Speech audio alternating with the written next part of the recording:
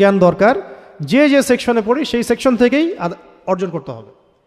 এবং অর্জন করা খুব বেশি দরকার ছিল আগে, এখনও দরকার। যদি না হয় তাহলে আমরা রাষ্ট্রের এই বড় বড় সমস্যাগুলো আমরা মোকাবেলা করতে পারবো না। আর আমাদেরও দোষ আছে, আমরাও তো নিজেরা কাজ না করেই শুধু আঙ্গুল তুলি একজনের দিকে। আমরা কতটুকু চেষ্টা করলাম। এটা সত্য যে এদেশে প্রতিভার মূল্যায়ন খুব কমই হয়, এবার এটাও সত্য আমরা এগুলো দোহাই দিয়ে আবার নিজেরাও পিছুপা হয়ে যাই। আমরা চেষ্টা করি, দেখা যাক কি হয়। এক সময় না এক সময়তে এমন কোনো শাসক, এমন কোনো সরকার বা এমন কোনো মানে কর্তৃত্বশীল আসবেন আমাদের উপর ইনশাআল্লাহ, যারা এগুলোকে মূল্যায়ন করবেন। যখন দেখেন এই যে ঈদের সময় এত অ্যাক্সিডেন্ট হলো, এতগুলো মানুষ মারা গেলেন, আল্লাহ পাক শহীদের মর্যাদা দান করেন। আর এই যে ভোগান্তি, জনভোগান্তি, জুলাইয়ের যে অভ্যুত্থানের পরে 5-7 দিন কিন্তু এমন কোনো সমস্যা হয় নাই। রাস্তাঘাটে কন্ট্রোলে কারা ছিল? ছাত্ররা। তাদের কোনো ট্রেনিং ছিল? ট্রাফিক ট্রেনিং ছিল? পুলিশের ট্রেনিং ছিল? রাস্তায় কোনো সমস্যা হয় নাই।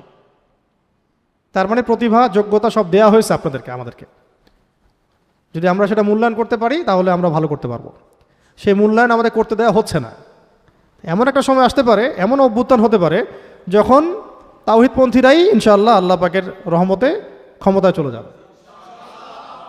তখন সব প্রতিভাগুলোকে মূল্যায়ন করা হবে ইনশাআল্লাহ। এখন হয়তো হচ্ছে না, বা আপনি সেই স্কোপ পাচ্ছেন না। তো এখন সামনের দিনগুলোতে বিশ্ব যেভাবে এগিয়ে যাবে ইনশাআল্লাহ, আমাদের প্রস্তুতি সেরকম নাই। তো সেই প্রস্তুতির অংশ হিসেবে দিন প্রতিষ্ঠা যদি আমরা করতে চাই তাহলে অবশ্যই ইলমি যোগ্যতা হাসিল করতে হবে। এই ইলম মানে আমি শুধু এককেন্দ্রিক জ্ঞানকে বোঝালাম না, আমি কি বললাম? যত রকম উপকারী জ্ঞান আছে সব জ্ঞানই আমাদের হাসিল করার চেষ্টা করতে হবে। ঠিক আছে ভাই? 2 নাম্বার, অনেক দেরি হয়ে গেল। 2 নম্বর হচ্ছে সাহস। 2 নম্বর কি? আমরা চাই না দিন আল্লাহর জমিনে কায়েম হোক। প্রত্যেক যুবককেই, তরুণকেই, মুসলিমকেই সাহসী হতে হবে। সাহসী না হওয়া পর্যন্ত দিন কায়েম হবে না। এখন এমন একটা অবস্থা হয়ে গেছে অনেক ক্ষেত্রে যে জ্ঞান আমার কাছে আছে ঠিকই, ইলম আমার কাছে আছে ঠিকই, কিন্তু সাহসিকতার সাথে আমি কথাটা বলতেই পারি না। কথা বলা হচ্ছে প্রাইমারি লেভেলের কাজ। এই যে সাহসিকতার সাথে 2-4টা কথা বলে দেওয়া, এটা খুব ইনিশিয়াল কাজ। আসলে দাওয়ার ক্ষেত্রে ইনিশিয়াল একটা কাজ এটা।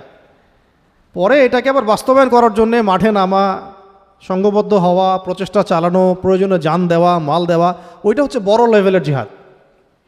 প্রথম লেভেলটাতে কি? সত্য মিথ্যাকে স্পষ্ট করতে হবে, দাওয়াটা দিতে হবে, মানে সত্য কথাটা সাহস করে বলে ফেলতে হবে, এটা সত্য, এটা মিথ্যা।